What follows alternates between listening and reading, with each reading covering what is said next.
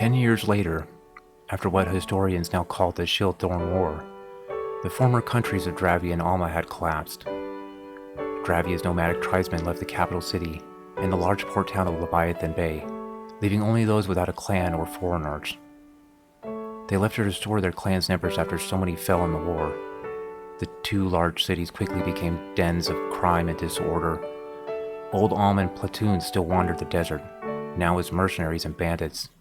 The tribes became isolated and warred among themselves for the rare resources the sands held. Only the hidden oasis, the little town that started Dravia's rise to kingdom, remained untouched. It was still used as a neutral trade town between the tribes, hidden deep within the sands. The streets of the capital became a cesspool for a new brand of cultist, devoted to blood and strange monsters, while the caverns below it became home to a new breed of Dravian witch.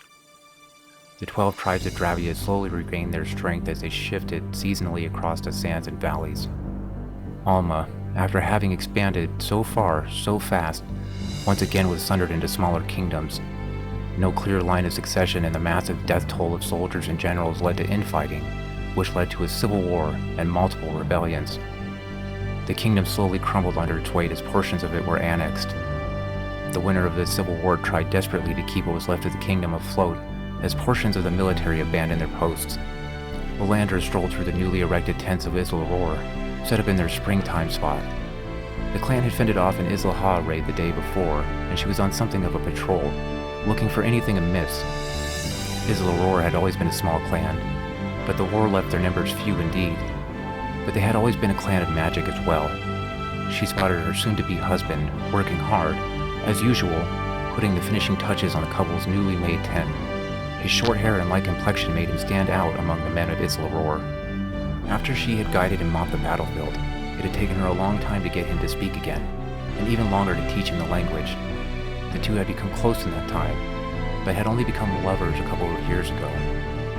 She thought to call out to Marcus, but decided it would be better to finish her round so she could meet him for an afternoon break before she had to train the youngling witches.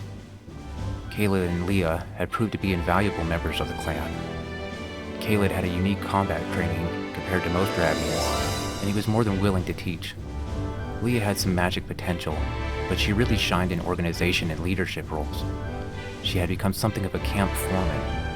Lalanda rounded a corner, and a flash of black caught her eye as it shrieked behind a tense fabric covering. Something about it seemed familiar, and she rushed after it. She sped around the corner, and almost crashed into a tall, lanky figure hidden in the shadows of the tent. The figure spun in surprise, and an old wrinkly face met Lalandra's gaze. The two stared at each other for a second, then a goofy grin began to spread across the old man's face as Phineas said, "I finally found you." Wolf woke up with a startle. The pitch black of early morning still encompassed his room. He ran his right hand over his eye, making sure it was still there as he ran his left hand over his stomach. The sweat dripped off him as the sleep wore off. He couldn't believe how real that dream was. He had even forgotten his own name. He wasn't a wolf. His name was Soren Oliver, and he wasn't a fighter. Soren settled himself, hoping to return to sleep, eager to claim a few more hours before the morning's early rays brought a new day. A pain like he was being burned suddenly touched his left shoulder, and he gritted his teeth.